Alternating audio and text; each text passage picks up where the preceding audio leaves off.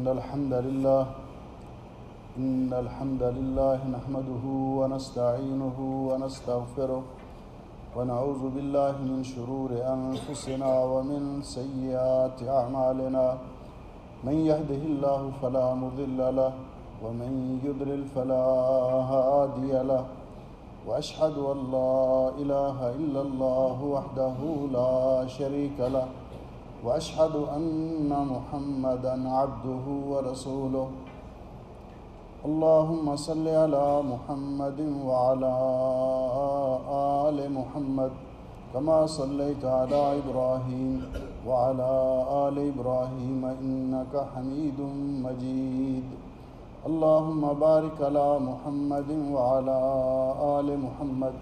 كما باركت على إبراهيم وعلى آل إبراهيم إنك حميد مجيد أما بعد فيا أيها الناس إن خير الحديث كتاب الله وخير الهدي هدي محمد صلى الله عليه وسلم وشر الأمور محدثاتها وكل محدثة بدعة وكل بدعة ضلالة وكل ضلالة في النار۔ قابل صد احترام بزرگوں، بھائیوں اور عزیزوں، آج کے خطبہ جمعہ کا عنوان ہے فضائل و عشر ذی الحجہ، عشرہ ذی الحجہ کے فضائل۔ آج ذی القعدہ کی 25 تاریخ ہے اور اس کے 5 دن بعد ذو الحج کا چاند طلوع ہونے والا ہے۔ یہ عشرہ ذی الحجہ ان 3 عشروں میں سے ہے جن کے بارے میں حضرت ابو عثمان النہدی بیان کرتے ہیں کہ سلف صالحین کانوا یعظمون 3 عشرات، کہ وہ 3 عشروں کے اندر عبادت کا بڑا اہتمام کیا کرتے تھے، ان کی تعظیم کیا کرتے تھے۔ ایک محرم کے پہلے 10 دن اور دوسرا رمضان المبارک کا آخری عشرہ اور تیسرا ذو الحج کے ابتدائی 10 دن۔ یہ ابتدائی 10 دن ان کی اللہ جل شانہ نے قرآن کریم کے اندر قسم کھائی ہے۔ اللہ سبحانہ و تعالیٰ فرماتے ہیں والفجر ولیال عشر، فجر کی قسم اور 10 راتوں کی قسم۔ عن جابر رضی اللہ تعالیٰ عنہ، حضرت جابر رضی اللہ تعالیٰ عنہ بیان کرتے ہیں کہ یہ وہ 10 دن جن کی اللہ رب العزت نے قسم کھائی ہے، ھذا هو العشر، یہ ذو الحج کے ابتدائی 10 دن ہیں۔ قال ابن عباس رضی اللہ عنہما انہا عشر ذی الحجہ، کہ اس سے مراد ذو الحج کے ابتدائی 10 دن ہیں جن کی اللہ سبحانہ و تعالیٰ نے قسم کھائی ہے۔ عن جابر رضی اللہ تعالیٰ عنہ عن النبی صلی اللہ علیہ وسلم قال افضل ایام الدنیا ایام العشر یعنی عشر ذی الحجہ، سال بھر کے دنوں میں سے افضل ترین دن ذو الحج کے ابتدائی 10 دن ہیں، عشرہ ذی الحجہ ہیں۔ ان کی اس قدر اہمیت اور فضیلت بیان کی گئی، حافظ ابن حجر رحمۃ اللہ علیہ فرماتے ہیں اس لیے کہ اللہ رب العزت نے امہات العبادات ان دنوں کے اندر جمع کر دی ہیں۔ پہلے نمبر پر ان دنوں کے اندر یوم عرفہ ہے، 9 ذی الحج، جو سال بھر کے تمام دنوں میں سے افضل دن ہے۔ انہی دنوں کے اندر قربانی کی جاتی ہے جو 10 تاریخ کو اللہ تعالیٰ کے نزدیک محبوب قسم کی عبادت ہے۔ انہی دنوں کے اندر مناسک حج ادا کیے جاتے ہیں جو اسلام کا رکن اعظم ہے۔ اس دن انہی دنوں کے اندر عبادت کرنے کا اجر و ثواب اس قدر ہے۔ عن ابن عباس رضی اللہ تعالیٰ عنہما قال قال رسول اللہ صلی اللہ علیہ وسلم ما من ایام العمل الصالح فیہا احب الی اللہ من ہذہ الایام، سال بھر کے دنوں میں کوئی دن ایسے نہیں ہیں جن کے اندر عبادت کرنا اللہ تعالیٰ کو اتنا محبوب اور پسندیدہ ہو جتنا ان دنوں کے اندر ہے، عشرہ ذی الحجہ کے اندر ہے۔ صحابہ اکرام نے سوال کیا قالوا یا رسول اللہ وللجہاد فی سبیل اللہ، کیا جہاد فی سبیل اللہ کا بھی اتنا مقام نہیں، اتنا اجر و ثواب نہیں؟ تو آپ نے فرمایا ولل جہاد فی سبیل اللہ، جہاد فی سبیل اللہ کا بھی اتنا مقام نہیں، الا رجل خرج بنفسہ و مالہ، سوائے اس شخص کے جو جہاد فی سبیل اللہ کے لیے گھر سے نکلا، خود بھی شریک ہوا، اپنا مال بھی اس نے لگایا، فلم یرجع من ذالک بشیء، اور پھر کچھ بھی واپس لے کر نہیں آیا، خود بھی اللہ کی راہ میں شہید ہو گیا، مال بھی اللہ کی راہ میں خرچ ہو گیا، تو اس کی شان اور عظمت کا تو مقابلہ کوئی نہیں کر سکتا۔ اس کے علاوہ باقی دنوں کے اندر اعمال کرنا، ان دنوں کے اندر اعمال کرنا باقی تمام اعمال کی نسبت افضل ہے۔ قال ابن عباس، حضرت ابن عباس رضی اللہ تعالیٰ عنہ فرماتے ہیں کہ ایام،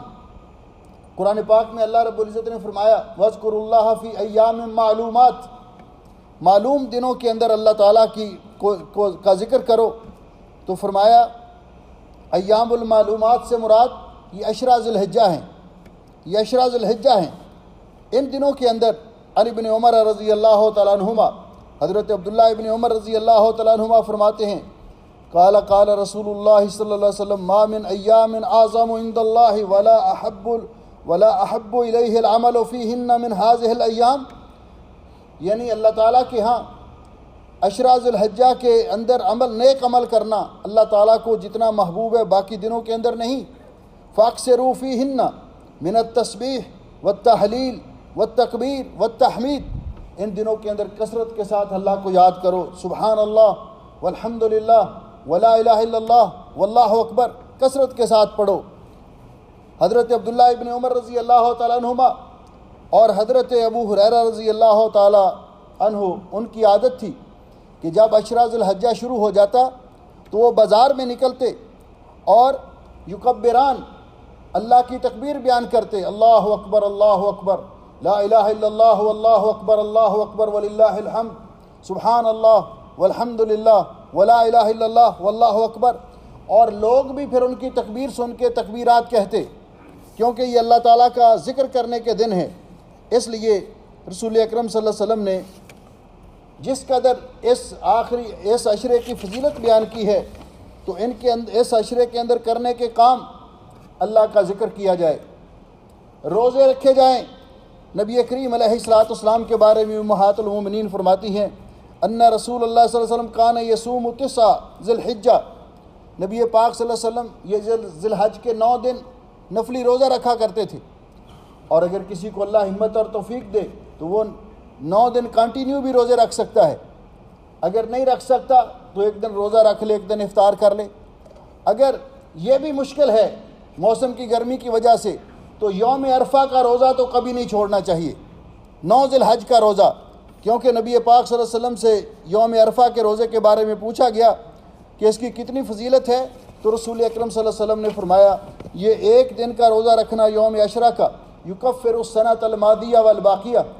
اس کے ساتھ اللہ تعالیٰ 2 سال کے گناہ معاف کر دیتا ہے، 1 سال گزشتہ کے اور 1 سال آئندہ کے۔ یہ روزہ غیر حاج کے لیے ہے، یعنی اللہ وہ خوش نصیب لوگ، ہمارے وہ سعادت مند بہن بھائی، بیٹے اور بیٹیاں اور عزیز جو اس دن 9 ذی الحج کو میدان عرفات میں وقوف کریں گے، یہ تو بڑی سعادت کی بات ہے۔ اللہ ان کا حج مبرور بنائے، اللہ تعالیٰ ان کی عبادت قبول فرمائے۔ تو اللہ تعالیٰ نے باقی لوگوں کو بھی محروم نہیں کیا، آپ خود بھی اہتمام کریں، اپنے عزیز و اقارب گھر والے ان کو بھی اس چیز پر آمادہ کریں کہ وہ کم از کم 9 ذی الحج کا روزہ ضرور رکھیں۔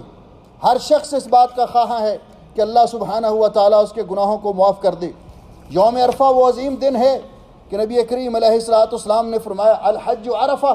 حج تو ہے ہی میدان عرفات میں وقوف کا نام۔ اس دن اللہ تعالیٰ فرشتوں کے سامنے فخر کرتے ہیں کہ میرے بندے دور دراز کے سفر کر کے آئے، کس لیے آئے؟ گرد سے اٹے ہوئے لباس، بال بکھرے ہوئے، تھکے ہوئے، آج میدان میں جمع ہیں، تو اللہ تعالیٰ فرماتے ہیں تم گواہ رہو کہ میں نے ان سب کو معاف کر دیا۔ اس دن اللہ تعالیٰ جس قدر اپنے بندوں کو جہنم سے آزادی عطا کرتا ہے، باقی کسی دن میں اتنے لوگوں کو جہنم سے آزاد نہیں کرتا۔ یہ دن سال کے دنوں میں سب سے افضل ترین دن ہے۔ نبی کریم علیہ الصلوۃ والسلام نے ارشاد فرمایا کہ اس دن کی عبادت خیر الدعا دعا یوم عرفہ، اس دن کی دعا سب سے بہتر دعا ہے۔ وَخَيْرُ مَا قُلْتُ أَنَا وَالنَّبِيُّونَ قَبْلِي، میں نے جو دعا کی اور مجھ سے پہلے بھی انبیاء نے بہتر کی دعا کی، ان دعاؤں میں سب سے بہتر دعا لا الہ الا اللہ وحدہ لا شریک لہ لہ الملک و لہ الحمد وہو علی کل شیء قدیر۔ اور جو لوگ میدان عرفات میں ہیں وہ بھی دعا کریں، جو لوگ نہیں ہیں وہ بھی اس دن کی عظمت کا پاس رکھتے ہوئے اللہ تعالیٰ کی بارگاہ میں دعا کریں، اللہ سے اپنے گناہوں کا معافی مانگیں، استغفار کریں۔ اس دن میں کرنے کے کام اللہ کا ذکر،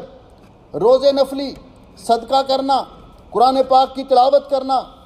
اور قربانی کرنا، لوگوں کو نیکی کی دعوت دینا، برے کاموں سے منع کرنا، کوئی بھی نیکی کا کام کرنا ان دنوں کے اندر اس کی بہت بڑی فضیلت ہے اللہ تعالیٰ کے ہاں۔ اس لیے ہمیں یہ دن، اس کی 10 دن ان کی قدر کرنی چاہیے اور ان کے اندر اللہ کی نافرمانی سے اور گناہوں سے اجتناب کرنا چاہیے، نیکی کی طرف رغبت کرنی چاہیے۔ اللہ تعالیٰ توفیق بخشے، کیونکہ نبی کریم علیہ الصلاۃ نے ان دنوں کو سال کے دنوں میں سب سے افضل ترین دن قرار دیا ہے۔ اور پھر قربانی کا دن نبی کریم علیہ الصلاۃ نے فرمایا اعظم الایام عند اللہ، اللہ تعالیٰ کے ہاں سب سے عظیم ترین دن یوم النحر و یوم القر، قربانی کا دن اور اس سے اگلا دن ہے۔ اور حضرت ام المومنین عائشہ رضی اللہ تعالیٰ عنہ فرماتی ہیں کہ نبی علیہ السلام نے فرمایا ما عمل ابن آدم من عمل یوم النحر احب الی اللہ من احراق الدم، اور 10 تاریخ کو یوم نحر کو، عید کے دن کو اللہ تعالیٰ کے ہاں سب سے زیادہ محبوب عمل اللہ کی راہ میں قربانی کے جانوروں کو ذبح کرنا ہے۔ اللہ سبحانہ و تعالیٰ ہمیں توفیق عطا فرمائے کہ ہم ان دنوں کی قدر کریں اور ان دنوں کو غنیمت جانیں اور ان کے اندر نیک کام کرنے کی کوشش کریں۔ اللہ سبحانہ و تعالیٰ قبول و منظور فرمائے۔ اقول قولی ھذا استغفر اللہ لی ولکم ولسائر المسلمین من کل ذنب واتوب الیہ فاستغفروہ انہ ھو الغفور الرحیم۔